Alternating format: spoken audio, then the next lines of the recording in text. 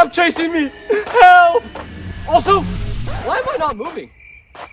Everyone watching this video has had the exact same dreams before, whether it's the feeling of falling, becoming a superhero, or dating your crush. But for some reason, I specifically have a lot of dreams, like almost every night. And as you all know, there's not a lot that goes on inside my brain during the day, but this all changes the moment I fall asleep. Because for whatever reason, I've had some crazy dreams in my life, some really cool, and some really embarrassing. So let's talk about the most wild, unhinged dreams I've ever had. But just so you know, I'm leaving the most embarrassing one for last. And let's just say what happened in that last dream ruined my relationship with someone forever. Now this first dream absolutely traumatized me, but not for the reason you would expect. Because I had a dream where I got put back in 4th grade. So I'm just sitting there in class with a bunch of 10-year-olds, or however old 4th graders are, except I was still my current age and current size. But Tyler, why would you being in 4th grade again traumatize you? Is it because 4th graders are still smarter than you, even though you're literally 23 now? No, but this dream traumatized me because it ended with getting chased by a SWAT team. So imagine this. I walk into an elementary school classroom and everyone else is a normal 4th grader. Little kids, tiny desks, animal posters on the wall, that classic elementary school carpet with the alphabet on it. And then there's me, fully grown, adult-sized, way too big for all the furniture, just walking in and sitting down at one of those tiny desks like this is completely normal. My knees were hitting the bottom of the desk. My arms barely fit on the surface. I had to hunch over because I was blocking other kids' views. I looked absolutely ridiculous. But here's the part that made it so uncomfortable. Nobody thought it was weird. The teacher didn't say anything to me. The other kids didn't say anything. Nobody acknowledged that there was a fully grown adult sitting in a 4th grade classroom. They all just went about their day normally. But I knew I wasn't supposed to be there. I kept looking around, waiting for someone to notice. But nope, everyone was focused on learning multiplication or whatever you learn in 4th grade. Then the teacher starts teaching, and it's basic math. I'm talking 4 + 7 type problems. Actually, what is 4 + 7? Never mind. But I'm sitting there absolutely cooking the rest of the class. 3 × 9, 27. Meanwhile, all these other kids have to use their fingers to get the answers. But just as I was starting to think, maybe I really am a 4th grader, I thought the nightmare was over. But then out of nowhere, the teacher looks at me, like actually makes eye contact with me for the very first time, and she says, Tyler, why are you in this class? You're way too old to be here. Before this moment, it was like no one was aware of me. Sure, they knew I was there, but none of them seemed conscious until now. So when the teacher asked why I was in this class, I was like, girl, I was wondering the same thing. But before I could even say anything, she picks up her phone and calls the police. Like a serial killer just broke into her home and she was reporting them. I heard her say, Yes, we have a situation. There's an adult in the 4th grade classroom. Send help immediately. So I'm sitting there like, Wait, hold on. I didn't do anything wrong. But within seconds, I hear sirens, then helicopter propellers, then footsteps in the hallway. And then, bam, the door burst open. And it wasn't just a regular cop, it was a full SWAT team. Tactical gear, shields, helmets, bulletproof vests, all to capture this dude. One of the officers pointed at me and yelled, "That's him!" Then everyone in class turned and looked at me. And it was at this moment where every kid became conscious and aware that there was an adult in a 4th grade class. So they all started screaming. And for some reason, the only thing I could think to do in this moment was just start running. I literally jumped through the class windows to the outdoors and started running. And the SWAT team starts chasing me. I could hear radios going off behind me. Someone yelled, "Suspect is fleeing." I heard dogs barking. I ran out of the building and into the streets. I was going through neighborhoods, jumping over fences, cutting through backyards. Full action movie sequence. It felt like having 5 stars on GTA. Eventually, I ran into a dead-end alley with nowhere to go. So I turned around and saw officers blocking the exit. I was completely so I accepted my fate and put my hands up. This was it. But right as the officer came sprinting after me, ready to catch me, I woke up. Now you could say I was the villain in this scenario, but everyone has envisioned themselves being a superhero before. It's just what you do growing up. And one time, I had a dream where I woke up, well, I thought I woke up fully convinced I was Batman. I literally looked in the mirror and in the reflection, I saw a man with a mask and makeup. This was my life now. I fully accepted it. No questions asked. And naturally, the first thing you do when you find out you're Batman is try to fly. Now, the only problem is, in the movies, Batman cannot fly. He uses gadgets like grappling hooks and the Batmobile to catch air sometimes, but he himself does not have the ability to fly. I guess my brain knew this, but me in the dream me didn't care about any of that at all. Dream me had fully convinced himself that Batman could fly, and I was about to prove it. So I climbed to the top of the Empire State Building. I stood on the edge, and I'm looking down over the whole city, ready to protect it. As every person in this scenario would do, I say to myself, "I'm Batman," and then I go for it. I jump. So I'm falling and falling and falling, and I get about halfway down before I realize, oh wait, I can't fly. So now I start freaking out, thinking I'm about to hit the ground at 500 miles per hour with my arms flailing, legs kicking, just screaming while I watch the ground get closer and closer. And right before before I hit the pavement, I woke up. My heart is racing in real life. I'm sweating, fully convinced for a solid 10 seconds that I, Bruce Wayne, almost just fell to my death. But then I realized it was a dream, calmed down, and thought, Oh, thank God it wasn't real. and you would have thought that was where the story ended, right? But no, because I closed my eyes and once again, I'm back to being Batman. But never in my life have I been able to re-enter a dream until this day. So I just figured, oh, this must actually be real. I don't know if I joined the multiverse to get in here or what, but somehow I was back. Still fully convinced I was Batman. But this time I wasn't trying to fly. This time I learned my lesson. But when I spawned in for the second time, the Joker was with me. He was standing in this warehouse across from me and I walked over to him ready for the big confrontation. This was my moment. The moment where Batman shows his ability and defeats the Joker. So I slowly walked over to him, expecting for him to give me a monologue, you know, like every villain does. I thought he was gonna explain to me his evil plan, give me time to think of a clever comeback, maybe do that classic villain thing where they reveal too much information and accidentally tell me how to stop them. But that's not what happened. That's not what happened at all. Cause I go up to him and right as I'm about to speak, he just starts punching me in the face. No warning, no dialogue, just assault. And I tried to fight back. I really did, but my arms were moving like I was underwater. You know that dream thing where you try to punch someone but your fists are going in slow motion and they have zero power behind them? That was happening to me. So I'm throwing these weak, pathetic punches that aren't connecting at all, and he's just absolutely cooking me. I'm getting hit in the face, the ribs, the stomach, and I can feel it too. It hurts. He hit me so many times I started crying. Have you ever seen Batman cry in these movies? Didn't think so. I was about to pass out right there in the dream, but right before I lost consciousness, I woke up again in real life with tears in my eyes. Not my proudest moment. I feel like if there was any chance of me playing Batman in the future, I just lost it with that story. What am I talking about? I never had a chance of playing Batman anyway. Now here's the thing about dreams that nobody talks about. They don't just stay in your head. Sometimes they leak out into real life. And that's when things get truly horrifying. Because I'm a person who talks in their sleep. Like pretty much every night. I shared bunk beds with my brother growing up and he told me every night I'd be having full-on conversations with myself at 3 a.m. And usually it's just harmless stuff. I'll be mumbling random words, then out of the blue go, cheeseburgers.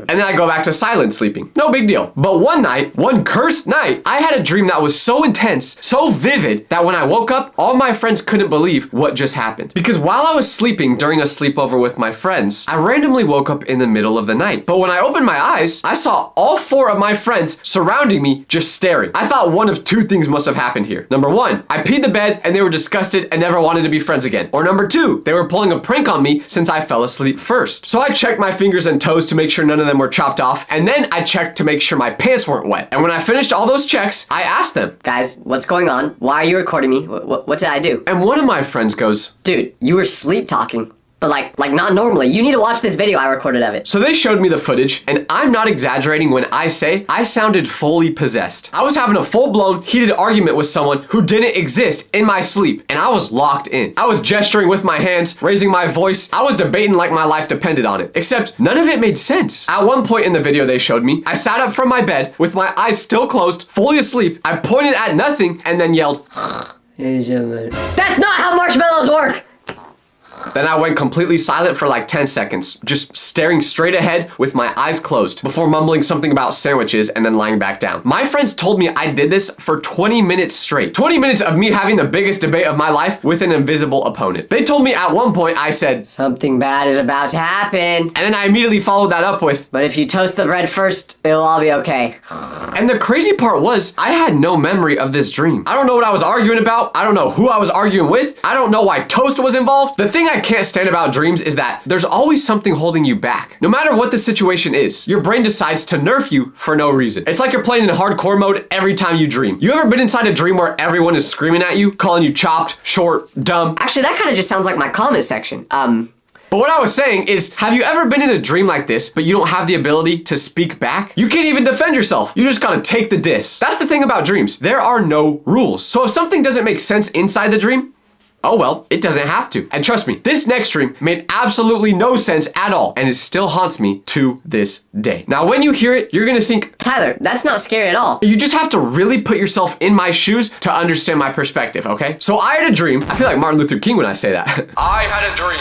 Okay, what was I talking about? Oh, I had a dream where I was being chased. I didn't know why. I didn't know where I was. I just knew that I had to run, and I had to run fast because something bad would happen if I got caught. Here was the problem though. I was moving in slow motion. You know that nightmare thing when you try to sprint, but your legs feel like they're made of cement, and no matter how hard you push, you barely move? That was me. So I'm trying so hard to run. Like I'm pumping my arms, pushing off the ground with everything I have. I'm leaning forward trying to gain momentum, but I'm moving at the speed of a sloth with a sprained ankle trying to go through peanut butter. And you're all gonna say, Tyler, We've all had this dream before, but what makes yours so special? well, the whole time I was running, I could hear footsteps behind me, getting closer and closer, steadily gaining on me. And I can see the silhouette of who was chasing behind me. But the weird part is, on their head was a bow that kept bouncing up and down as they were running. At first, I couldn't tell who it was. All I could see was the bow, a pink, sparkly bow. I tried to look back to see who was chasing me, but every time I turned my head, I'd slow down even more. It was like the dream had rules. And one of the rules was, if you look back, you lose speed. So I'm stuck running forward in slow motion while this bow gets closer and closer. Eventually, I worked up the courage to actually turn around and see who it was. And guess who I saw? JoJo Siwa. Full ponytail, big bow on, full sparkly outfit, just casually chasing me through the woods in my dream like it was a normal afternoon activity for her. And she's got this big smile on her face. And you would think I would be relieved to see that it's not a serial killer or anything like that. But no, somehow this made it more creepy because she wasn't even running aggressively. She wasn't sprinting or chasing me with any urgency. She was just there, effortlessly gliding toward me while I'm out here fighting for my life. I tried everything to escape her. I turned corners, she was still there. I'd hide behind things, she'd find me immediately. I even tried running into a building and going out the back exit, but when I got outside, she was somehow already there waiting for me. It was like she had teleportation abilities, or she knew exactly where I was going before I did. Low-key, I feel like JoJo Siwa does have teleportation abilities in real life, but it was almost as if she was in my head. Well, I guess she was technically. At one point, I tried to reason with her. I stopped running, turned around, and said, "What do you want from me?" She did not respond. She just kept gliding towards me with a smile on her face, not saying a word, just existing in the most terrifying way possible. So I started running again. Then finally, I tripped on something and she catches up to me and she's towering over me. Gotta be at least 10 feet tall. And right before she did whatever she was about to do, I sprung up from my bed back to reality. So JoJo, if you're watching this, no hate, but now every time I see that bow on your head, it gives me PTSD. What am I kidding? JoJo Siwa is not watching this video. But the image of those bows bouncing toward me in slow motion will stick with me forever. That's the weird thing about dreams. You almost never seem to get the climax of them. And this applies to both bad and good dreams. When you don't want to wake up because you're married to Megan Fox, you wake up right before the dream gets good. And when you're in a dream where,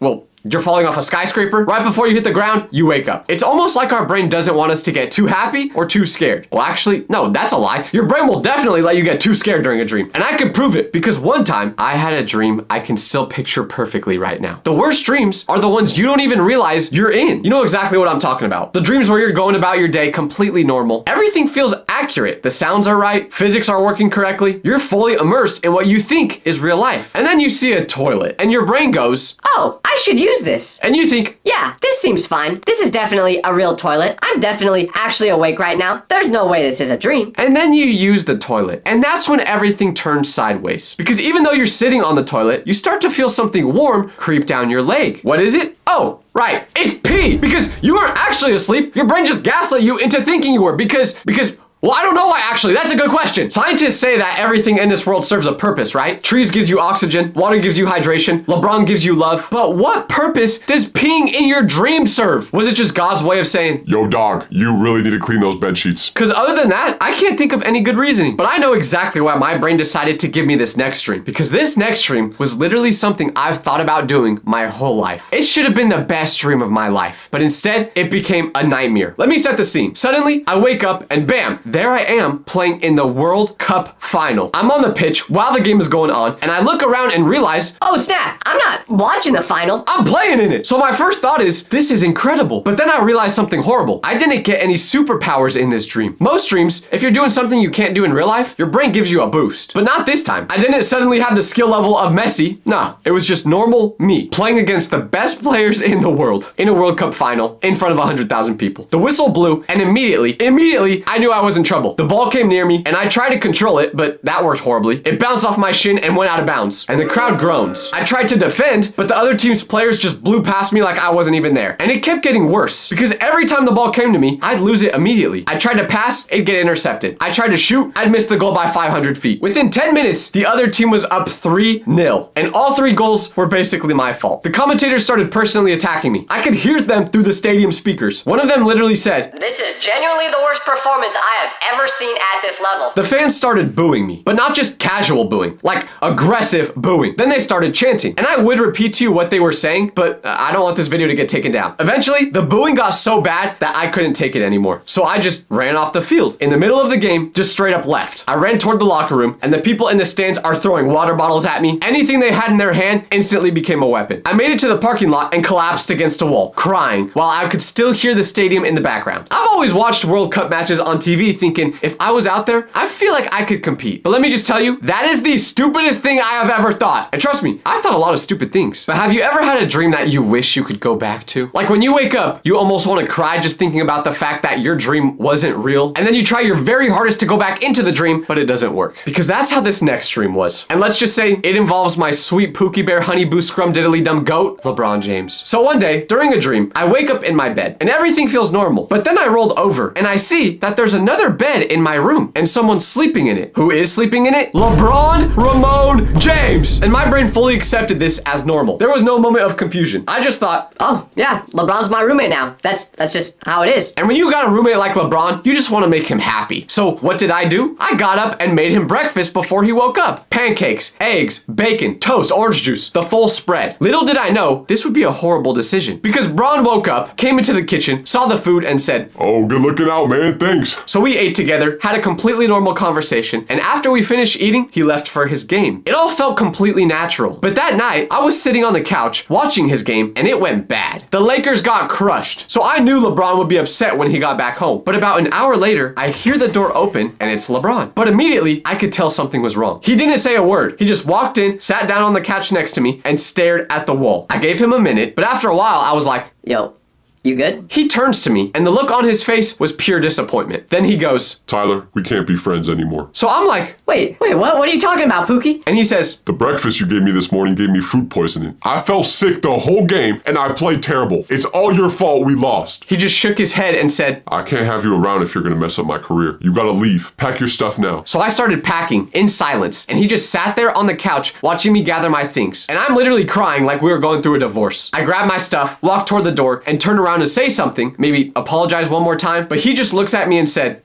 I never want to see you again. and when I left, I woke up. But here's the crazy part. Even after I woke up, I still felt bad. I sat up in bed, fully awake, and my first thought was, I need to find a way to apologize to LeBron. it took me a solid 10 minutes to remember that none of it was real. LeBron James does not actually know me. Maybe he does. No, he doesn't. But LeBron, if you're watching this, please let me make it up to you. I love you, LeBron. Would you like to be friends in real life? Maybe? No? Okay, stupid question, sorry. Being a kid means being terrified of literally everything. The dark, quicksand, this haircut I just got. And when we get older, we grow out of most of these fears. But what if I told you there were certain fears from my childhood that I still have today? And it's all because of these stories I'm about to tell you. Including one about the time where an animatronic did something so terrifying to me that I vowed to never go back to Chuck E. Cheese. So I'm gonna tell you about all my childhood fears, and we're gonna decide whether they were actually realistic or not really scary at all. But before we get to the animatronic story, we gotta talk about the fear that literally every kid on the face of this earth has. Jojo, see what? No, I mean, the fear of being kidnapped. And not just the fear of being kidnapped, but also white vans. No, not the shoes. These white vans. Those are still shoes. I'm talking about these white vans. Finally, there we go. I promise, I'm gonna fire my editor if he keeps acting up like this.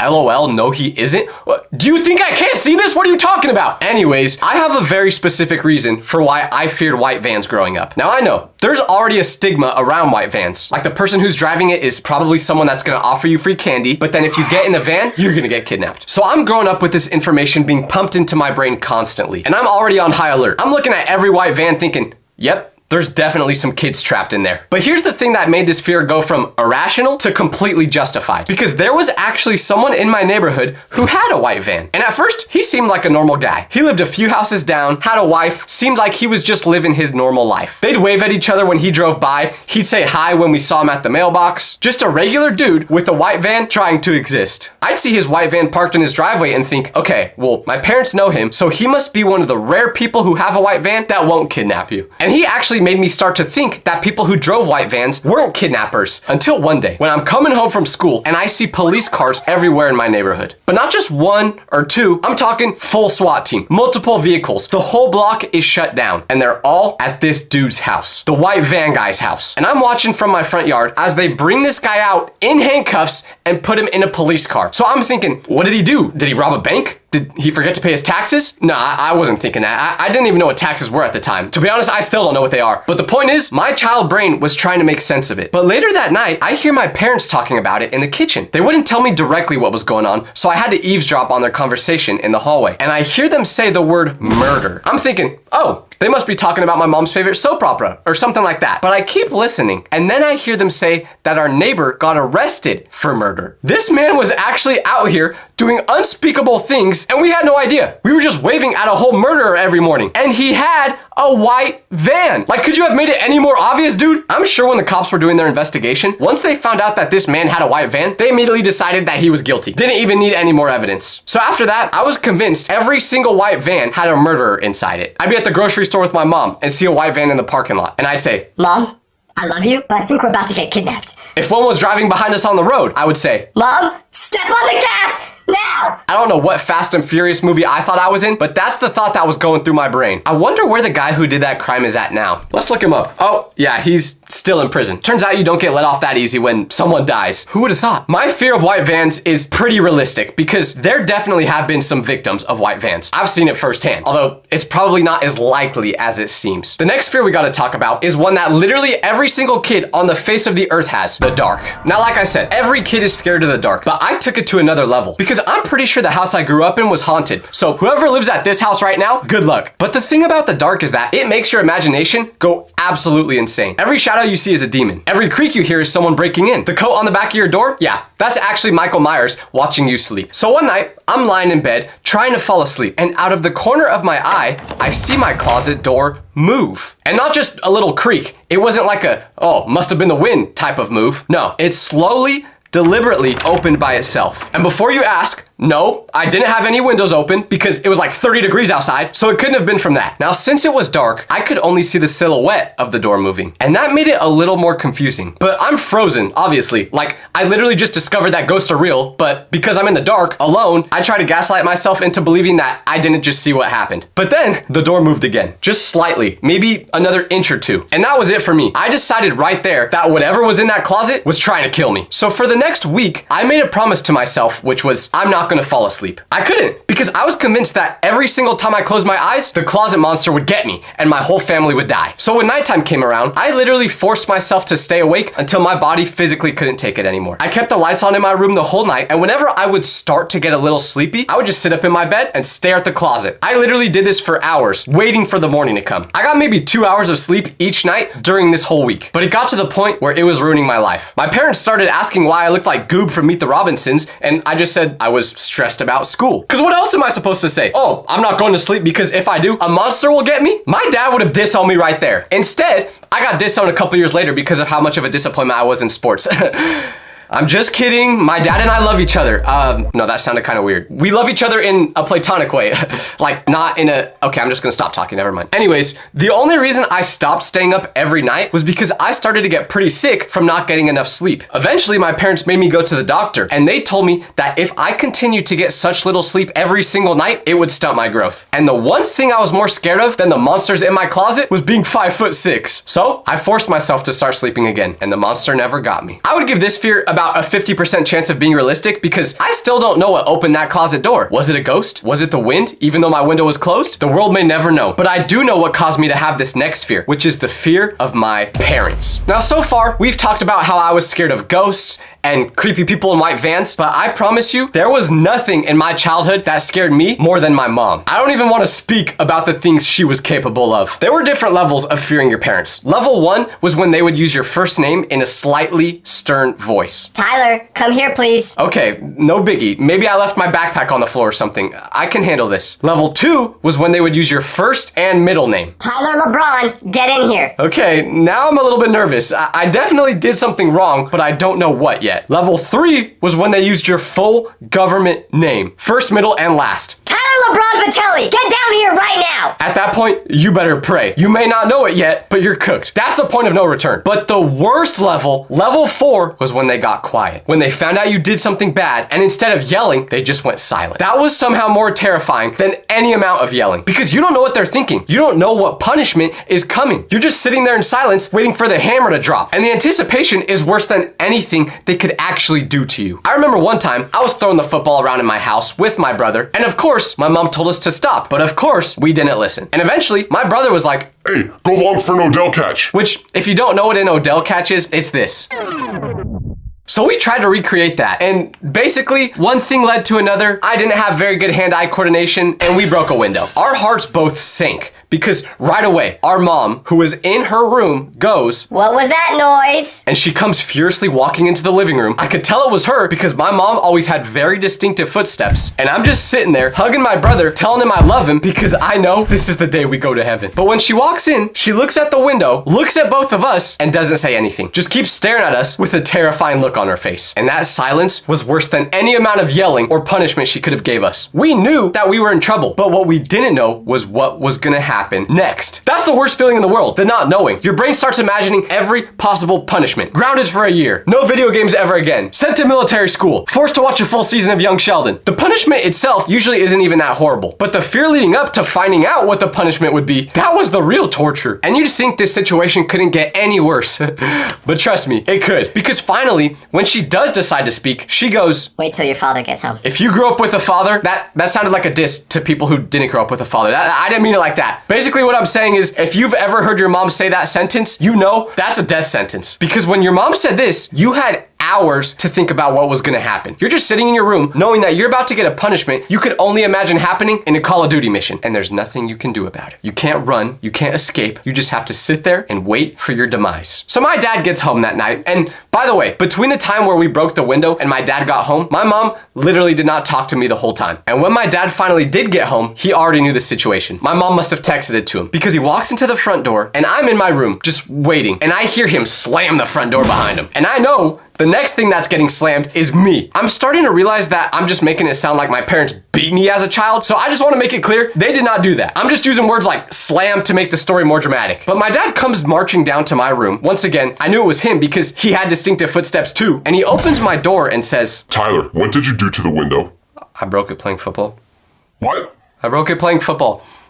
Did mom say you could play football in the house? No. When I answered that question, without saying another word, he just started unplugging stuff in my room. First it was my PlayStation, then my TV, then my umbilical cord, and he just put all these things in their closet where I couldn't get to it. They didn't tell me how long they were taking it away or anything. And that was the day I had to learn how to meditate. Just stared at a wall for the rest of the day. They still never gave me any of my technology back, by the way. And I know what you're thinking. Well, how are you recording this video if you don't have any technology? I'm not. This video is just a figment of your imagination. Nothing is real. Wake up. Wake up. Wake up. Wake up. So the fear of parents is absolutely justified until you get to about 13 years old and you become stronger than your parents. The next fear I'm gonna tell you about, once again, we all had this. Matter of fact, if you didn't have this, I would call you the crazy one, because I'm talking about the fear of sharks. But for me, this fear was a little different because I wasn't scared of sharks in the ocean. No, I knew I could just avoid those. My fear was about sharks in the pool. Yes, the 4-foot pool in my neighborhood with chlorine in it. I genuinely thought a shark could somehow teleport into there like it had powers or something. And this wasn't just a passing thought or a little worry in the back of my mind. This fear was so real that it's one of the main reasons I didn't learn how to swim until very late in my life. I'm saying that like I learned how to swim at 60. I mean very late in my life up to now. But everyone thought I was just being lazy or that I was scared of water in general, and that's why I never learned how to swim. Like my parents would try to convince me to get in the pool, and I would just be like, Nah. and they would just think it was because I Didn't want to exercise. But no. Well, yeah, it kind of was because of that too. But I was specifically scared that if I went into the deep end of my pool, Jaws would be chilling there waiting for me like it's his lunch break. I'd check the pool before getting in like I'm checking for bombs, walking around the perimeter, looking into the deep end from above, making sure there's no suspicious movements in the water. And even after checking, I'd still only stay in the shallow end where I could see the bottom clearly and my feet could touch the ground. Going to the deep end? Absolutely not. That's where the sharks were hiding. That's their territory. I'm not going over there. I value my life. And deep down, I knew this fear made no sense. But there was just one small part of my brain, well, I guess every part of my brain is Probably pretty small.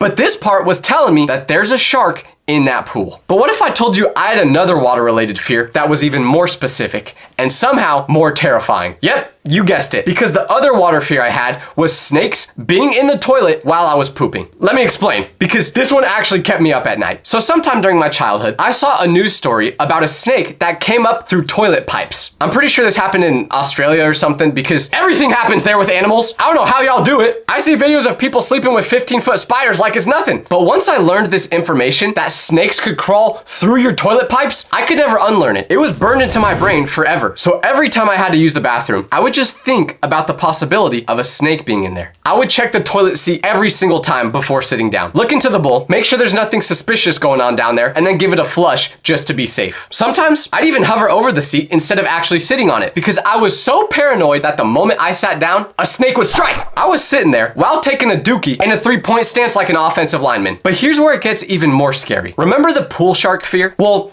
imagine having both of these fears at the exact same time. Because one day I was at a pool party and I was already nervous about being in the water because of the shark thing. But finally, I built up the courage to go in because I didn't want to look like a loser in front of everyone. So I'm in the pool. But for some reason, going in the pool always makes me have to poop. And now I'm faced with a dilemma. Do I stay in the pool with a potential shark or do I go to the bathroom where there's a potential snake? After saying that sentence out loud, I'm really starting to realize that I sound schizophrenic. But to me, the answer was obvious of what to do in this situation. I'm just gonna poop in the pool. Or at least that's what I would have done if I was brave. But in reality, I just went to the bathroom and it ended up being perfectly fine. And you want to know a little secret? I still check toilets before I sit down. Because although the chances of getting bit by a snake while taking a dookie are low, they're never zero. This is a fear I don't know why I had because it's not even realistic for this to actually ever happen. So I'd give this like a 10% chance of actually coming true. Speaking of irrational fears, why the heck were we all taught to fear quicksand growing up? I genuinely thought that this was going to be a daily problem in my life. Like it would just be everywhere. Beach, desert, my backyard.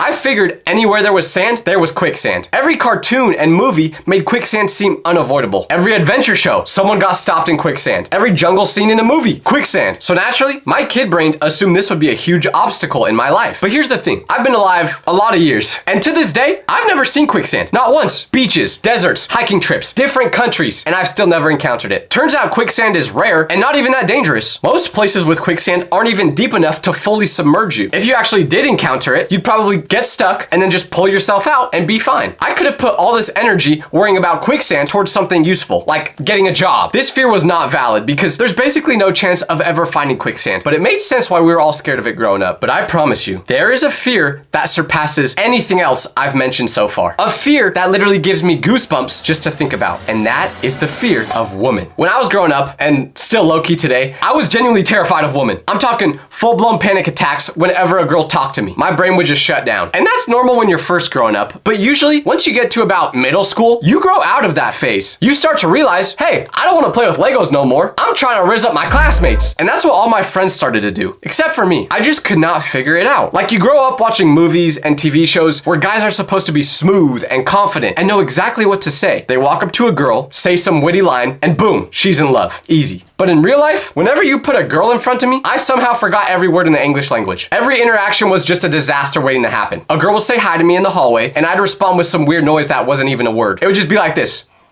Hey, Tyler. Oh my gosh. And after that, the girl would just give me a look that said, this guy might be taking a bus that's slightly smaller than ours to school every day. And the absolute worst part of this fear was asking girls out. I could barely order food at a restaurant without stuttering. And now you want me to ask a girl to be my girlfriend? That's not gonna end well. It's probably why I still haven't had a girlfriend to this day. But one day, I finally worked up the courage to ask someone out. There was this girl in my English class, let's call her Sarah. She was way out of my league. But my friends kept telling me, Bro, she totally likes you. Just go for it. Side note, if your friends ever tell you this girl totally wants you, they are lying and they just want to see you shoot an airball when asking her out. They're saying it for their own amusement. Do not trust them. So I spent an entire week planning what I was going to say to this girl. I rehearsed it in the mirror. I wrote down different versions in my notes. I was prepared. And this was before my prom disaster that I made a video about, if you guys haven't seen that before. So one day after class, I see Sarah at her locker and I'm thinking, this is it. This is my moment. I'm going to do it. And I walk over there, heart pounding, palms sweating, probably looking like I'm about to pass out, and I tap her on the shoulder. She turns around and smiles at me. But that smile made my brain completely reset. Everything I planned, gone. Every word I rehearsed, couldn't remember. So I'm standing there, mouth open, no words coming out, and she's just looking at me like, Yes? eventually, I finally managed to say, you wanna hung out? I didn't even use the word hang. I accidentally said hung out. But then her response is, Oh. and that oh told me everything I needed to know. That was not a good oh. That was a, I'm about to reject you and I feel bad about it. Oh. And then she goes, That's really sweet, but I actually have a boyfriend. now, did I appreciate that she was letting me down easy and not being mean? Yeah, of course. But at the same time, I knew she was lying. This girl did not have a boyfriend. I was friends with people who were friends with her, and she was the most single person they knew outside of me. Of course, by the next day, everyone knew about it. The whole school knew I got rejected. This fear is fully justified because it's scary to put yourself out there and talk to people, which is why I don't. I really need to get over this fear though, because I'm starting to get really lonely, dog. And my parents want grandchildren, but I don't think that's happening, let's be real. Still have hope. Anyways, I had a lot of fears that came from absolutely nowhere. Like closing my eyes while in the shower, for example. I would rather let my eyes burn from shampoo running into my pupils than actually close them and let something attack me. This was not a valid fear at all. I was just being an idiot. Another fear I had was being scared of sleeping with my leg or arm hanging off the bed. This one was obvious. Once again, it was just because of monsters. This next fear is something I will be scared of till the day I die. And I think you should be scared of it too, because I'm talking about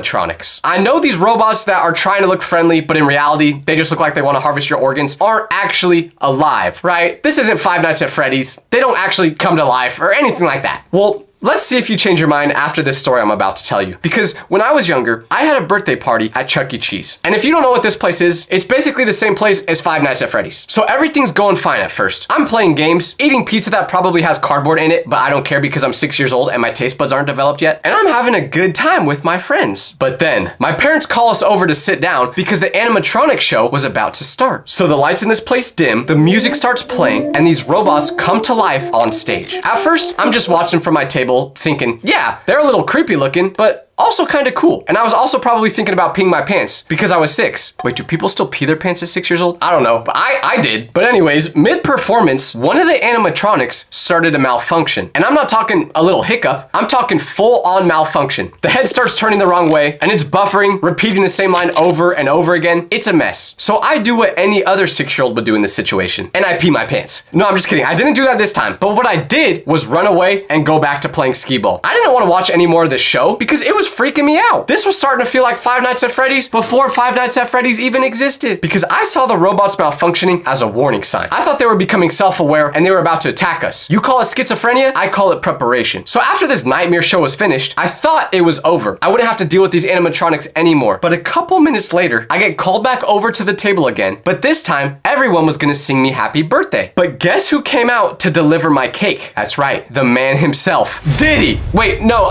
I mean Chucky. Chucky brought the cake out. The mouse that the name is placed after. Not Diddy. Diddy wasn't there, I promise. Or at least I hope. Anyways, so Chucky comes to my table and everyone's singing me happy birthday. I'm still kind of terrified because of what happened earlier and the fact that I hate getting happy birthday sung to me. But right as the song is about to finish, Chucky gets really close to my face to put the cake down. And when he does that, I look into Chucky's mouth and that's when I see it. Through the mesh in the mouth of the costume, I can see a real person's eyes looking at me. I can just see them blinking. There's a whole human being inside this rat costume, and somehow that made everything 10 times worse. Cause I was 5. I thought the real Chucky was just pulling up to my party. I didn't think there was actually a human being behind there. So I start crying, and not like a little sniffle. I'm talking full meltdown, tears everywhere, screaming. Everyone at the party is staring at me wondering what happened. Chucky's trying to calm me down, but every time he takes a step closer closer to me, I start throwing out haymakers at him. My parents grab me and take me outside to try to calm me down, but there's no point. We had to leave the party early. I didn't even get to finish my cake or spend my tickets. Just had to leave in shame because I couldn't handle Chuck E. Cheese. From that day on, any animatronic or mascot costume terrified me. If I went to Disneyland, I'd avoid the mascots there like they had the plague. My parents thought I would grow out of this, but I didn't. So yes, this fear was fully justified. I don't care what any of you guys say. You believe a lot of dumb things when you're a kid. Like if you swallow a piece of gum, it'll stay in your stomach for 7 years.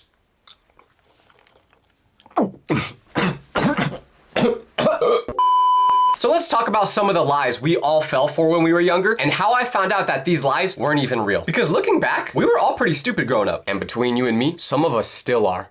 Wait. No, I wasn't talking about myself. Whatever, let's just get into it. So you might think to yourself, where did we even hear all these lies we believed as kids? Well, lucky for you, I know the answer. It was our parents. They were always the ones gaslighting us into believing things that weren't true. And they weren't even good lies. Like you would be passing by McDonald's and say, "Hey mom, can we get some food?" And she'd just be like, Nah, McDonald's is closed. First off, last time I checked, McDonald's is not Chick-fil-A. They don't close on any day. They would stay open during the apocalypse. And second of all, I literally could see people in the drive-thru. But why would parents lie to us as kids? They're the ones who tell us that lying is bad and we shouldn't do it. Well, I've interviewed my mom to find out exactly why parents did this, and this was her answer. This is actually a direct quote from her. Here we go. Well, you were a very annoying kid growing up, and the only way I could get you to listen or behave was by lying to you.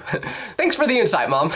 I understand it now. I would have lied to me too. But the first big lie I believed as a child wasn't because of my parents. And technically, it might actually be true. Like, there's no way for anyone to prove that it isn't true. The lie that my toys and stuffed animals came to life when I wasn't looking. Growing up, I was so confident this was real. I don't know if it was just because of watching Toy Story or just straight up schizophrenia, but I believed it. I was convinced that the second I left my room, my stuffed animals were throwing parties, gossiping about me, everything. I had evidence. Because when I was younger, my toys kept disappearing. I'd have a stuffed dog one day, and then a week later, gone. I'd get a toy from McDonald's when my mom finally would take me, but 3 days passed, it's nowhere to be seen. So in my mind, there was only one explanation. The toys were getting up and leaving. Maybe I wasn't a good enough owner. Maybe they found a better kid that would take care of them more. Maybe my farts just smelled too bad, so they got up and left when I wasn't looking. I wouldn't even blame them for that one, to be honest. I mean, I farted so hard one time, my hamster had a stroke. Those poor little creatures will die over anything. I mean, I wouldn't have even been surprised if there was a Reddit page the toys made just dedicated to hating on me. So to prove my theory right, I made a plan to catch my toys in the act. So I asked my parents for a motion sensor for Christmas, which they were really confused about, but I'm pretty sure they just figured this was my autism special interest at the time. So they bought it for me, and I set it up in my room. And then I put all my toys in a pile together and aimed the sensor right at them. But here was the weird part. My toys were still disappearing. Then one day, I'm sitting in the living room and I hear this noise coming from under the couch. So I get down on the floor and I look behind the couch. I'm thinking maybe a mouse is stuck under there, but what I actually saw shocked me because underneath that couch was every single toy I thought ran away. My tiny stuffed dog, my kids' meal toys, my LeBron plush toy, all just completely covered in dust. Some of them were missing eyes because my cat must have been getting weird with them. So I grabbed them out from under the couch and then my cat proceeded to take one from my hand and run away. That's when I realized he was the guilty one this whole time. He was stealing all my toys and playing with them and then eventually losing them under the couch. So I did the only thing I could do in this situation. I fed my cat to a pack of wolves. No, I'm kidding. I didn't do that. It was just a joke, okay? My cat is so fat anyway that wolves wouldn't be able to eat him. But for this next lie, I was literally convinced I would die if I did it. Like it was genuinely dangerous and I still don't understand it. But this next lie is about the light inside your car. You know exactly what I'm talking about. If you even thought about turning on that light while the car was moving at night, your parents acted like you just activated a time bomb. You're in the car and you sneeze, which makes boogers fly everywhere. So you turn the light on to clean it up. But the moment you do that, your mom goes, Turn that off right now. The way they said it was always so panicked. Like we were seconds away from a catastrophe happening. It was as if the button for the light in our car was actually the same button that launches the nuclear missiles. So naturally, because my parents freaked out so much every time I did this, I literally thought turning on the car light at night was illegal. It was the only explanation that made sense. If a cop drove by and saw your interior light was on, you're going to jail. And then when you get to court to see how long your sentence is, you realize that your homie is the judge and he gives you life in prison just as a silly little prank. So I was terrified of that light. If my hand even grazed the switch by accident, I'd have a full panic attack. And my parents never actually explained why it was so dangerous. They just yelled whenever I pressed it, which made it worse because my child brain filled in the blanks with increasingly disturbing scenarios. Like maybe the light blinds other drivers and it will make them veer off a cliff. Maybe it's a signal to the police that there's a child in the car who's getting kidnapped. It wasn't until I was like 13 that I actually found out it wasn't illegal because I was in the car with my friend and his mom and he reached for the button to turn the light on. But before he could do it, I slapped his hand and went, "What are you doing? You can't do do that? And he just goes, What are you talking about? and when he turned it on, nothing happened. No one died. Well, at least not in that car, because statistically, like, someone dies about every 2 seconds. So I'm sure someone in the world just did, actually. And someone also probably just did right now. But anyways, I thought I would understand why parents were so freaky about this light when I began driving. But now, I've been driving for 8 years, and I still don't understand it. Maybe I'll understand it more when I have kids, but at this point, me having kids is looking like a long shot. The worst part is, I'm scared of the dark, so I like when the light is on. And most of the lies we believed when we were younger aren't harmful at all. This next one was harmful, and it was disgusting. Because did anyone else assume growing up that actors who played relatives in movies were actually related in real life? Like Drake and Josh, or the Jonas Brothers. The logic was simple. I'm 5 years old, I'm watching a show where these people are brothers and sisters, and since I'm a dumb kid, I just assume they must be brother and sister in reality. But what made this so disgusting was the day I watched the movie Ferris Bueller's Day Off. If you've never seen this movie, it's about a guy named Ferris Bueller, but in the movie, he has a sister named Jeannie. And in the movie, they're like normal siblings. They fight, get mad at each other, very standard brother-sister stuff. But then one day, I'm walking through the living room and my mom's watching some entertainment news show. Then I look at the TV and see Ferris Bueller and his sister. And there they are on a red carpet together. Doesn't seem too weird until they turn toward each other and kiss. Like full-on romantic kissing. Not a peck on the cheek, not a friendly hug. So I just point at the TV and go, ew. My mom looks at me and this is how our interaction goes. Oh, Tyler, grow up. They're just kissing. You support this? Yeah, they're a cute couple. I don't see the issue with it. Are you and Dad siblings too? And after I said that, this was the moment I was taught that not all relatives in movies or shows are actually related in real life. So if you see someone making out with their sister on the red carpet, don't worry. It's not weird. Wait, please do not clip that out of context. Please, I'm begging you. Let's move on. Do you see this face I'm making? Well, this face is actually very dangerous, and if you try to do it, bad things may happen. Well, at least that's what I used to believe growing up when my parents told me the lie that we've all been told before. If you keep making that face, it'll get stuck that way. This is a classic parental threat that worked way too well because it's pretty believable. Like if you don't know how faces work as a kid, maybe it can get stuck like this. You've never tested the limits, but I've got some trauma with this lie because for some reason, I was obsessed with rolling my eyes back into my head when I was younger. I don't know why. It didn't serve any purpose. It wasn't even comfortable, but I discovered this weird thing my body could do and I was gonna exploit it. So I just walk around all day with my eyes rolled back like I was possessed. And my parents hated it. It looked like this. Hey mom, what's up? You're such a disappointment. Naturally, my parents hated when I did this. Every single time I did it, they'd hit me with the, your eyes are gonna stay like that. And whenever they'd say that, I'd stop immediately because the mental image of having permanently rolled back eyes was way too horrifying. I'd be walking around looking like a zombie for the rest of my life. Imagine trying to find a girlfriend or a job when you just look like this. Hey baby. Want to go on a date? I mean, to be fair, my eyes are fine and I still don't have either of those things, but I'm sure this wouldn't have helped. And I genuinely thought this one was true one day when I was yawning a bunch. I don't know if I just didn't get good sleep the night before, but after about the 500th yawn, my jaw got stuck like this.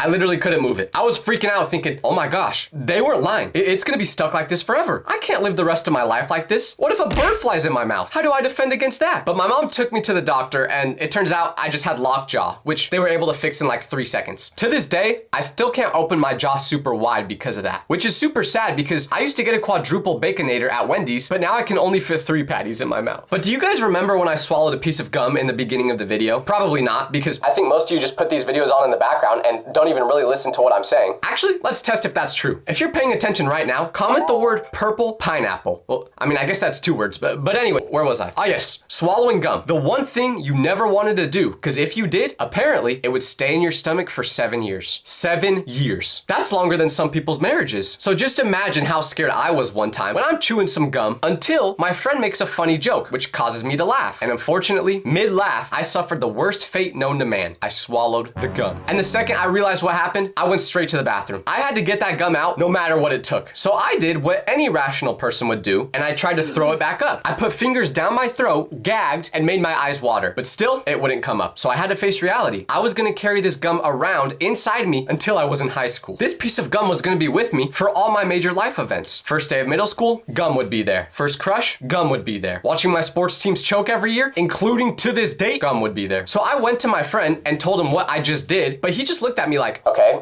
so I've swallowed like 10 pieces of gum before. It's not a problem. If you were wondering whether this was the same kid I said ate glue once, yes it was. I know, I had a weird friend group. I also ate glue once, but that's irrelevant. Does anyone even know where this lie came from though? Because I looked it up and apparently when you swallow gum, your body just digests it like any other food. So what is even the purpose behind spreading this lie?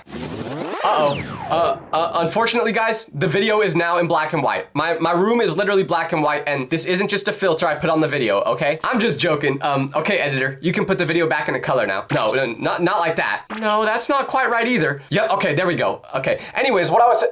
Are you serious? Okay, so the point I was trying to make with that segment is that I thought people saw the world in black and white before color TV was invented. In my child brain, it made perfect sense. Old TV shows show black and white because that's what the world looked like back then. Just like the wheel was invented, just like the Popeye's chicken sandwich was invented, one day, color was invented. Someone just decided to make color one day. It was probably just one of the many things LeBron created, I don't know. But I remember watching an old show once where a character pointed at a rainbow and said, "Wow, look at that beautiful rainbow." I looked at the TV screen and the rainbow was just shades of gray. So I'm sitting there thinking, wow, these people are really excited about a gray rainbow? They must have just never seen one with color in their life. The past was in black and white, and that's why old photos were black and white. That's why old movies were black and white. I was so convinced of this that I asked my grandparents one time what it was like to grow up with the world being in black and white and then changing to color. The worst part about me asking this was they didn't even correct me. They were just like, oh yeah, it was cool. Seeing color for the first time is amazing. When a kid that was obsessed with film in my class told me color existed before color TV, how cameras could only capture black and white at first, color film was developed later, all of this nerd stuff I don't even remember. And I just sat there, absorbing this information, feeling my entire understanding of history crumble. World War II, the Great Depression, happened in color. Now I know this next slide isn't real, but I want to start a petition to make it real because it just doesn't feel right any other way. Because when I was younger, I was fully convinced that teachers lived at school. They just stayed there all the time because where else would they go? The school was their home. I think the reasoning behind this belief was that teachers were always at school when I arrived in the morning and they were still there when I left in the afternoon. Therefore, they never left that place. They must have lived there. Now, I've told you guys before about some of the horror stories I've had seeing my teacher in public and talking about how this could be scary, especially if it's a teacher you got beef with. But let me tell you about how I first discovered that this whole thing was a lie. Teachers actually have lives outside of school. At least most of them do. But the one who failed me in 7th grade math, that guy didn't have a life. I didn't forget about you, Mr. Clark. All you had to do was bump my grade 0.2% and you couldn't do it because rules are rules. Sorry guys, I just needed to get that off my chest. But the tragic day where I found out teachers actually do touch grass is when I went to the movie theater. I was there with some friends. I don't remember what we were going to see. Probably something sophisticated like the Cars movie. And of course, when you're in the theater, you have assigned seats. We picked the very back row so we could mess around a little bit. But when we arrived to our seats, you know who is literally one seat over from us? My teacher and a girl. The moment we made eye contact with each other, I don't know who was more disappointed because we both had a facial expression signaling that our night was ruined. But the seats were assigned and the theater was pretty full, so we couldn't just move seats. So we sat down next to him, and at first he tried to ignore us, but we could both feel the tension. So eventually he just goes, "Oh, hey gentlemen, didn't see you there." We said hi back to him, and that was it. Not another word for the whole movie. It was the most awkward experience I have ever had with a teacher, and I've accidentally called my teacher mom before. So who's with me? Who else believes that teachers should not be allowed to leave the school? I know it sounds cruel, but it's just too weird to see them outside of their natural habitat. You don't let the lions at the zoo outside of their enclosure? No, because that would result in chaos. People could die. And we could say the same thing about teachers being outside of school. But if you're thinking, Tyler, this is a bit dramatic, don't you think? Because the only reason I want this to be a rule in the first place is so Mr. Clark can't leave school and he's trapped there forever. So I'm willing to do whatever it takes to make sure this happens. Mr. Clark wasn't even a good teacher either. Like, if he actually did his job well, do you think I would have turned out like this? Don't answer that, actually. But Mr. Clark did such a bad job at teaching that I was still stupid when I finished the class. And if you don't think I'm being honest, well, just wait for this next thing I believed as a kid. Because I genuinely thought growing up that chocolate milk came from brown cows. This is a lie I believed because of an experience I had with a cow. I had family that lived on a farm in Oklahoma. I'm talking like true Southern people that talk like this and say y'all all the time. Y'all want to go to dinner? Y'all trying to go to Diddy's house? Okay, I'm sorry. Anyways, on this farm, my family had several cows, and one of them was brown. So in my mind, that meant one thing. That cow must produce chocolate milk. It wasn't Nesquik making the milk chocolate. It was these cows. And like any other kid, I love chocolate milk. So one day, I decided I want some chocolate milk right now. There's none in the house, but luckily, I've got a gold mine that makes its own chocolate milk in the backyard. Now, I couldn't tell my parents or my grandparents who actually owned the farm about this because they would have told me no. So I quietly snuck out to this barn when nobody was watching. I approached the brown cow with delusional confidence. He was just standing there. I said hi. He said, Moo. Then I got up close and was ready to do the job, but I realized I had a significant problem. I've never milked a cow before. I have no idea how to do this. So now that I was standing there face to face with these udders, the whole thing just felt deeply wrong. Even the thought of just touching those udders felt inappropriate to me at that time. I reached my hand out toward the udder, but every time I got close, I pulled it back. Tried again, pulled it back. I did this probably 8 times because I really wanted that chocolate milk. The cow didn't even notice. It just kept eating hay, completely unbothered by me. After like 5 full minutes of doing this, I came to the conclusion I just couldn't. It felt too invasive, so I just walked away. Went back to the house with no chalky milk. But my grandpa saw me trying to sneak back inside the house and asked me what I was doing. Now my grandpa never judged me, so he was the one person that I felt like I could tell the truth to. I told him the whole thing. Then he took me back out there and taught me how to milk a cow. And that's when I realized I never want to milk a cow again. I also don't even know if it's safe to drink milk straight after milking it. But what do I know? Or at least I used to think I know. Something I used to think I know was that swimming immediately after eating something will hurt you, kill you even. This was treated as an undeniable law of nature. Where was the scientific studies backing this up? Well, I have it right here. It's called your mom. That sounded like I was trying to make a your mom joke.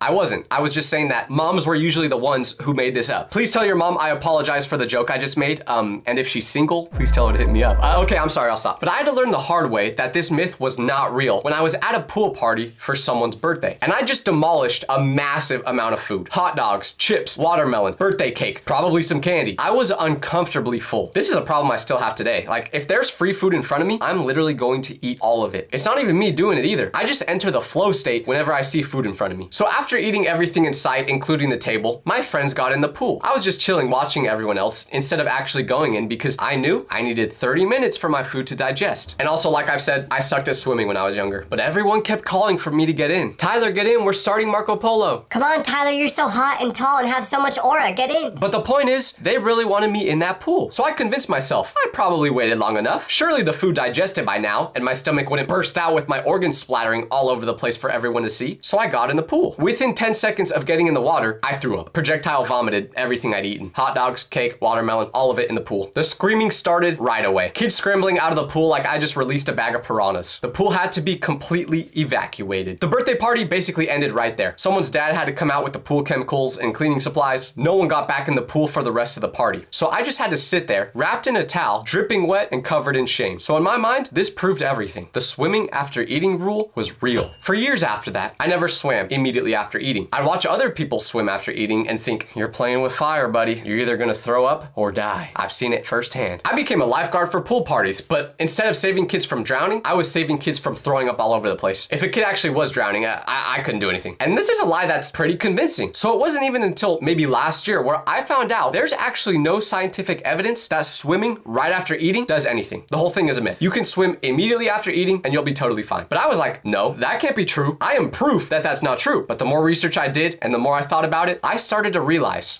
maybe it was the fact that I ate about 12,000 calories that caused me to throw up and not my toes just touching the water. So did I learn my lesson? No. I still eat everything in sight anytime there's free food. But from now on, when I do this, I just make sure there's a bathroom nearby. As a kid, I did a lot of dumb things that I'm pretty sure we all did growing up. So I'm gonna tell you some stories about some of these things I did, including a time when my stupidity brought someone this close to dying. So when I was in school, every classroom had the exact same ceiling tiles, white squares with tiny holes in them. And the second you notice these holes as a kid, your brain doesn't ask what they're for. Your brain decides they're a target, a challenge. Because you can only focus for so long learning about the Revolutionary War before you get bored. So me and my friends created a game, and this is how it would work. We would make paper airplanes, but not the normal ones out of notebook paper because those were too big for what we were trying to do. Instead, we used Post-it notes. Tiny, fast, disposable. You could fold one in the time it took for a teacher to sneeze. But the goal with these paper airplanes wasn't to throw it across the room. The goal was to throw it towards the ceiling and have it wedge into those tiny little holes. So we would wait until the teacher looked away from us and then immediately throw it into the ceiling. We did this any opportunity we got. Teacher turns to write on the board, launch a Post-it note. Teacher bends down to pick up a marker, launch a Post-it note. And when it stuck, you felt like you won the Super Bowl. One time, our teacher turned their head to sneeze and a student tried flicking it into the ceiling, but they totally misjudged it because it slingshotted straight into the teacher's head. The most fun part about this game was that whenever the teacher saw this Post-it note in the ceiling, she would get furious knowing we were doing this behind her back. And she would always demand for whoever was doing this to admit to it. But since basically the whole class was involved, no one ever snitched. And this game didn't just stay inside one classroom. No, eventually the whole school was doing it. No matter what class you walked into, you could probably find one of these things sticking in the ceiling. All the teachers at the school were starting to get really frustrated with this. So what did they do to fight back? They basically put a bounty out there. Whoever got caught for throwing the post-it notes at the ceiling would get suspended. Because up to this point, no one had ever been caught for it. The whole school was moving like James Bond. But unfortunately, all good things have to come to an end. And one day, somebody got caught. His name was Noah, and when this happened, the rumor was spreading around school like Paul Revere telling everyone the British are coming. So all the students are getting super nervous, because at this point, pretty much everyone was involved in doing this. So if Noah snitched on us, was the whole school just gonna get suspended? Well, we never found out the answer to that question because Noah didn't snitch. He didn't say it was a group thing. He didn't say there was others involved. He just took the blame for every single post-it note around school like he was a Navy SEAL protecting secrets for the government. So he got suspended, and that was it. No one else got punished. I'm pretty sure the school knew there were more students involved than just him because the post-it notes were literally all over school, but finding everyone who did it would just be too much work. To this day, people from our school still talk about what Noah did to protect all of us. We even started a petition to build a statue for him outside of school. It only got 6 signatures, but hey, I thought that counts. During the same time period, we had another hobby, destroying erasers, but specifically poking holes in them. You'd be sitting there once again bored out of your mind, so we would take the tip of our pencil and start stabbing the eraser over and over until it looked like one of those Operation board games. No goal. You just keep going until the eraser became useless. Teachers must have watched us do this every day and just thought, I really hope this doesn't lead to them being a serial killer in the future. But to be honest, they've probably seen way worse. Like, they've seen kids eat glue. And when I say kids, I mean me. Don't ask why I did it, because I'll never tell you. Okay, fine. The glue was cold and white like milk, so I thought it would taste like milk too.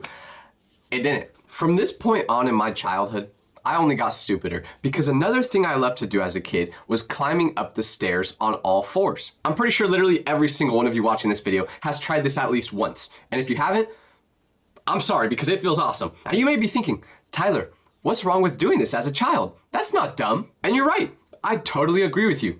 But you see, the problem is I didn't stop doing this when I grew up. I actually only stopped doing this recently because of what a dog did to me. So here's what happened. I'm in my college apartment building. The elevator is broken, which it literally always was. And even when it was in service, I wouldn't want to use it because I don't know how to make conversations with people in elevators. And I saw a homeless guy sleeping in there one time. So I'm taking the stairs this day like usual, but I lived on the 8th floor of this building. So walking that many flights of stairs was exhausting. So what I would do is look up and down the staircase, and whenever the coast was clear, I would run up it on all fours, just like back in the day. And I did this for a couple months without anyone ever seeing me until this one specific time where I'm crawling up the stairs and I'm at the spot where you're about to turn. But right as I start to turn, for a split second, I see a dog on a leash being walked by a girl. And the problem is, me and the dog were at the same eye level because I was crawling. So to the dog, I didn't look like a human using the stairs. No, I looked like another animal trying to attack it. So the dog aggressively lunges toward me before this poor girl had any time to react. She didn't even really turn the corner yet, so she had no idea what her dog was even looking at. But since the girl was holding the dog on a leash,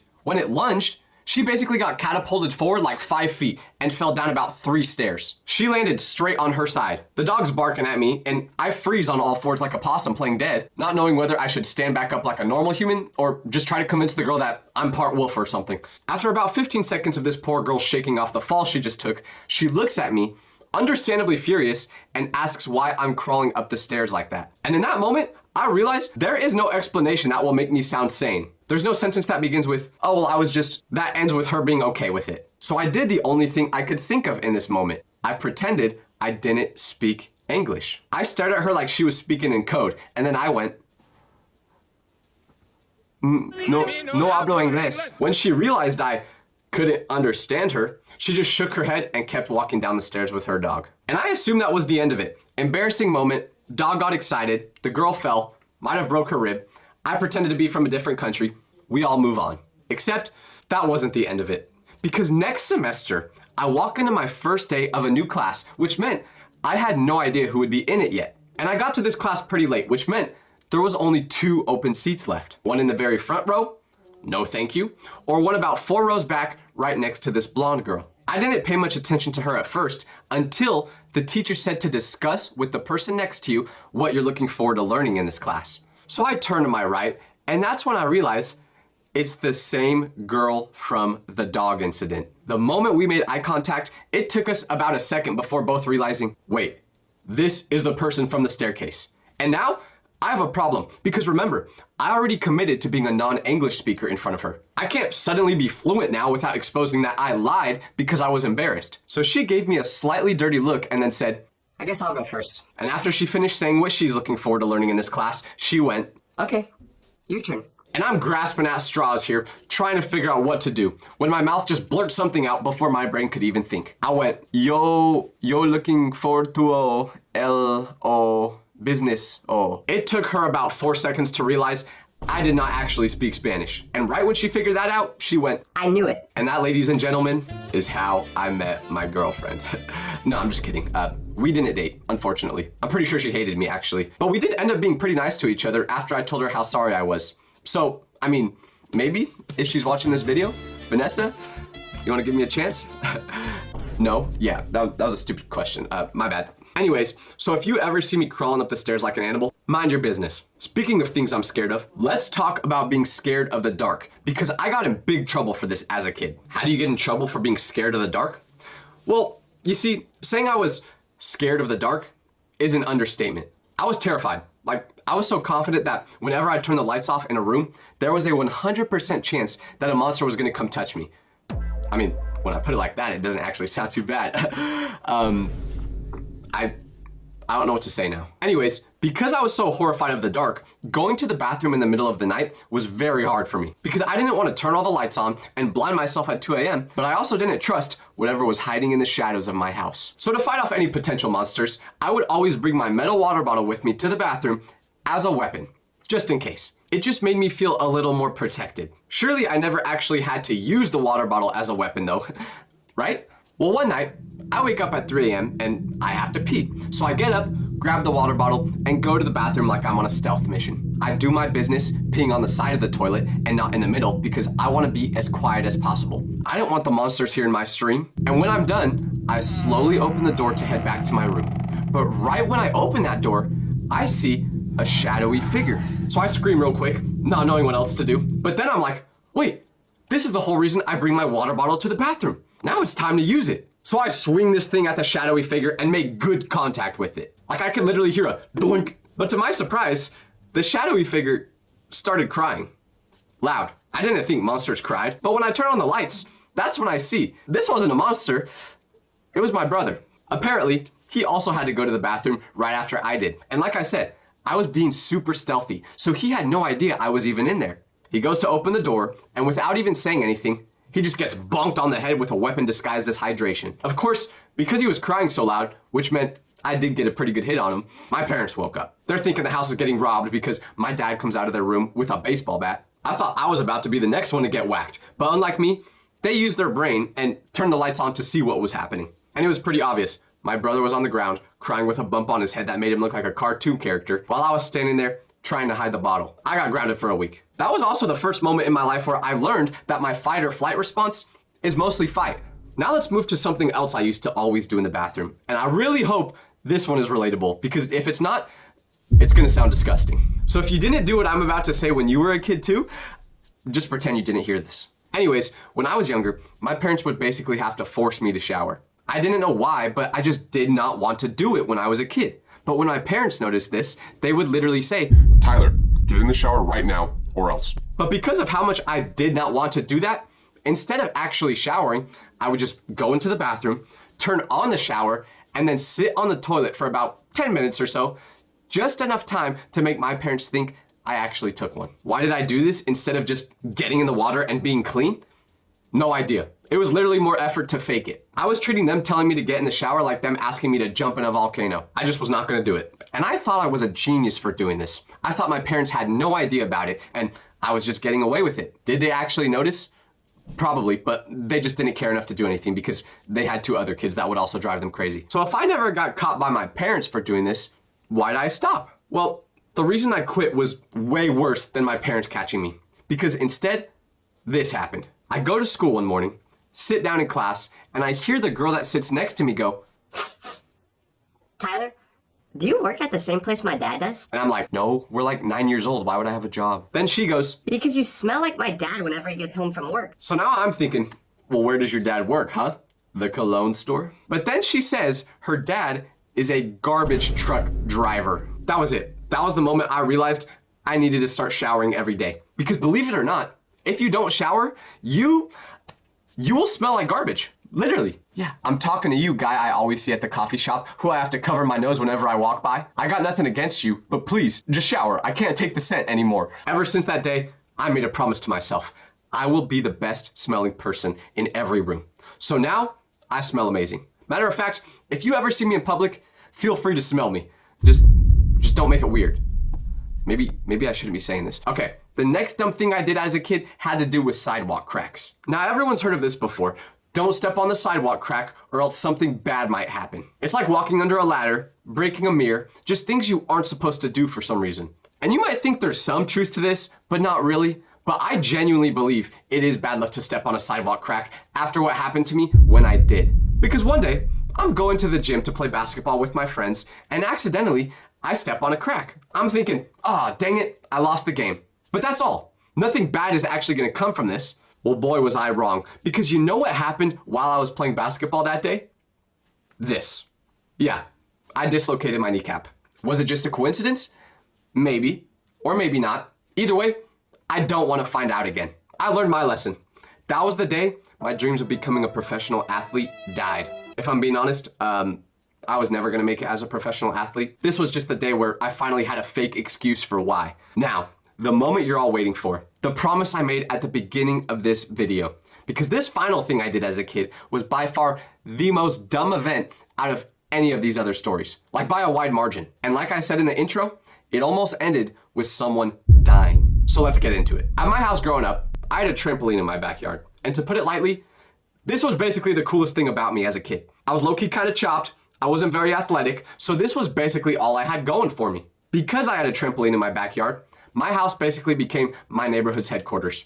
Whenever any of my friends wanted to do something, they would come over and jump on my trampoline. And eventually, word got out about me having a trampoline to the point where my friends were bringing their friends to my house who I didn't even know. At first, it was awesome. Even though most of the people who came over didn't actually care about me at all and just wanted to bounce on the trampoline, at the time, I actually thought they liked me. But one day, this whole trampoline experience got a little too out of hand because 12 different kids showed up to my house. I knew 2 of them, but the other 10, literally never seen them before in my life. And unfortunately, since there were 12 people at my house, including some girls, my friend decided, hey, I gotta impress everybody. This is my chance. So he came up with an idea that almost got him sent to the gulag. He didn't tell us what he was doing at first. Instead, he just disappeared for a couple minutes and then randomly appeared on the roof. When I saw him up there, I said, oh no, under my breath, because I knew exactly what he was about to attempt to do. He screamed out, Hey everybody, I'm gonna jump from here onto the trampoline. But right before I land, I want all of you to jump on the trampoline too, so I bounce super high. Everyone cheered when he said that and thought this was a great idea. To a group of kids whose frontal lobe hasn't developed yet, this sounds awesome. But even at that age, I knew something bad was about to happen. But since there were girls there, I didn't want to be the party pooper saying, guys, that could be dangerous. Let's not do that. So I just went along with it. We counted him down. 3, 2, 1. And then he jumped. But this was when everyone in my backyard learned a very important lesson, which is, if you mess around, you're gonna find out. Because breaking news, if you jump from 10 feet in the air onto a trampoline while there's a group of 12 other people bouncing you, when you land, you're basically gonna bounce all the way to space. And that's exactly what he did. He bounced pretty much as high as the dude in this video. And when he bounces, everyone goes completely silent. Because if he bounced super high and then landed back on the trampoline, he would be fine. He could just turn and land on his back and be okay. But that's not what happened.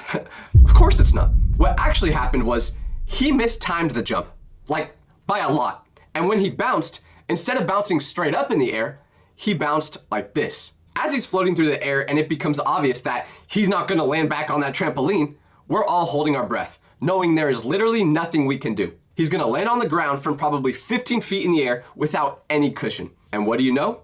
That's exactly what happens. Smack! Right onto the ground like one of those toy gorillas people throw off the top of skyscrapers. And when he lands, we're all expecting him to pop right back up and laugh because that's just what he would usually do. He was the group daredevil. Sure, he would get bumps and scratches sometimes, but he always ended up being okay. Well, not this time, because he's laying there, face flat on the ground, not moving. We all wait about 5 seconds before doing anything, just out of pure shock, and then we all run over to him. We roll him over, and thankfully, he's alive. But he had the same look on his face I have after being on the toilet for an hour. He's like this. And we're all just like, bro, are you okay? He nods saying no, and we go, well, what are you doing with your face? Then he says, It's because I can't scream. why not? If Tyler's parents hear me scream, they'll find out I got hurt and we won't be able to use the trampoline anymore. So he just sits there with his face like that for a good minute. And once he catches his breath, he stands up. But that's when we see his shoulder is poking out to the side like this. We all freak out thinking bro is about to lose his arm or something. But then he says, Oh, it's dislocated. so now I say, dude, let me get my parents. They can help. But he insists. No adults. They can't know about this. Just pop it back into place for me. I've never done that before, but I just did what he told me to do and it worked. His shoulder was back to normal.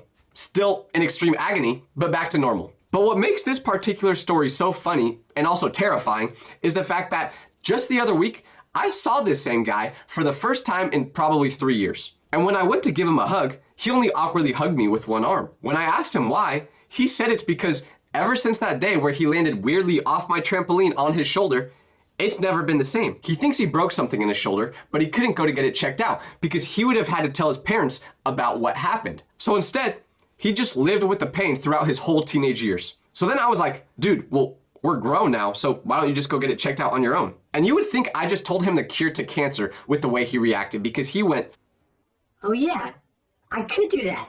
That's a good idea. I'm gonna go do that.